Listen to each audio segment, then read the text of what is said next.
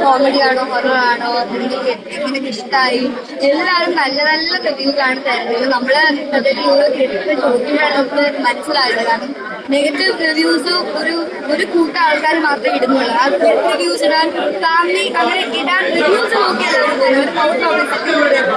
അപ്പൊ ഇനി സിനിമ കണ്ട് ഫാമിലി മെമ്പേഴ്സ് എല്ലാവരും ബാക്കിയുള്ള ഫ്രണ്ട്സിനടുത്ത് ഫാമിലിയെടുത്ത് പറഞ്ഞു സിനിമ കാണാൻ എന്തായാലും സജസ്റ്റ് ചെയ്യാം. നിങ്ങളുടെ സപ്പോർട്ടാണ് ഞങ്ങൾക്ക്. ദേവുവിന്റെ ലൈഫിൽ ഒരു ടേണിംഗ് പോയിന്റ് ആയത് മാളികപ്പുറമാണല്ലോ. ആ ടീമിന്റെ തന്നെ അടുത്ത സിനിമ വീണ്ടും സക്സസ് ആയിരിക്കുകയാണ്.